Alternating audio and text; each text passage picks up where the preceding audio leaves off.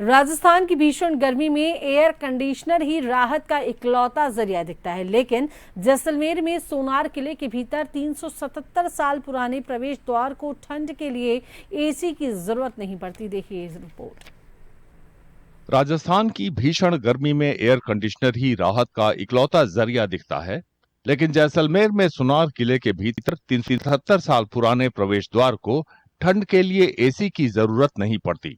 हवा प्रोल के नाम से मशहूर प्रवेश द्वार पारंपरिक वास्तुकला की अद्भुत मिसाल है।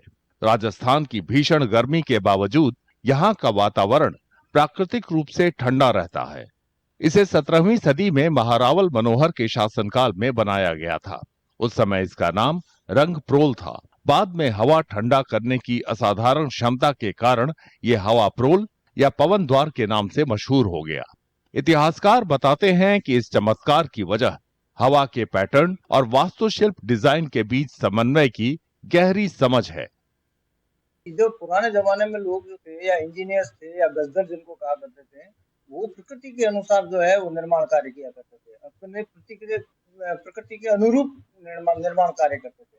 जैसलमेर में हवाएं जो है वो उत्तर से दक्षिण चलती है सर्दियों में, और गर्मियों में दक्षिण से उत्तर की तरफ चलती है। तो उत्तर दक्षिण के व्यू के कारण जो है इन्होंने जो प्रोल जो बनाई है, हवा प्रोल बनाई है, वो उत्तर दक्षिण बनाई है। और दूसरा क्या है कि इस प्रोल के बाहर जो है पीछे की तरफ रानी महल है, राजा का महल है, मंदिर है, कई चीजें ऐसी आई है जिससे क्या है कि वो हवा को निकलने का एक ही रास्ता उन्होंने छोड़ा है, वो प्रोल है। और प्रोल में से वो जो टकरा के हवा और बड़ी तेज गति से उस प्रोल से बाहर निकलती है। हवा प्रोल को मौसमी हवा के अनुरूप डिजाइन किया गया है। इसका संकरा रास्ता, चूने से प्लास्टर की गई दीवारें और बलुआ पत्थर की संरचना स्वाभाविक रूप से हवा का प्रवाह तेज करती हैं और तापमान कम रखती हैं।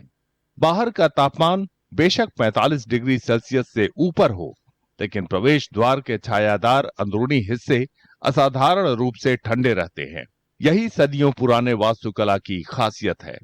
तो जैसा कि आपको बताऊं, जैसलमेर आज से कई सालों पहले जो यहाँ की वास्तुकला थी उसको वैज्ञानिक भी नहीं ढूंढ पाए हैं। आज भी उस हवा प्रोल में आप जाकर बैठोगे कि आपको 25 से 30 डिग्री सेल्सियस, वहां कितनी भी बाहर गर्मी हो पर वहां ठंडक आपको जरूर मिलेगी। यह वैज्ञानिक दृष्टिकोण है जो आज से कई सालों पहले हमारे जो वास्तुकला के कारीगर थे उनके द्वारा निर्मित है।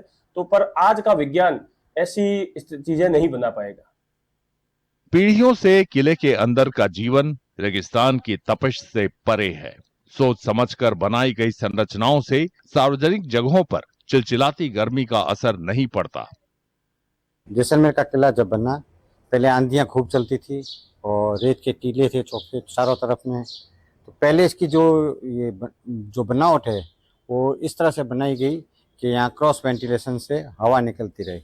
इलेक्ट्रिसिटी थी नहीं, लोगों के घर है जो एकदम सटे हुए थे तो हवा वगैरह कम आती थी। तो दोपहर की टाइम में जो हमारे बड़े बुजुर्ग या बच्चे वगैरह जो भी होते थे वो लोग वहाँ से घरों से निकल के खाना वाना खा के और इस प्रोल के अंदर आके बैठते थे और यहाँ क्रॉस वेंटिलेशन के कारण हवा क्रॉस होती थी और ठंडी हवा मिलती थी। ये जो प्रोल है ये करीबन 800 साढ़े 800 वर्ष पुरानी प्रोल है, और जो दक्षिण की हवाएं आती है वो दक्षिण से उत्तर की तरफ चलती है गर्मियों के अंदर।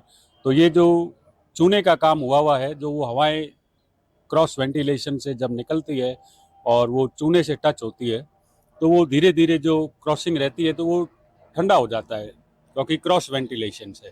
और गर्मियों के अंदर जो है इसमें करीबन बाहर जो है धूप के अंदर 45-48 के करीबन टेम्परेचर रहता है, पर अंदर जो शैडो टेम्परेचर है वो 32 से 35 डिग्री रहता है।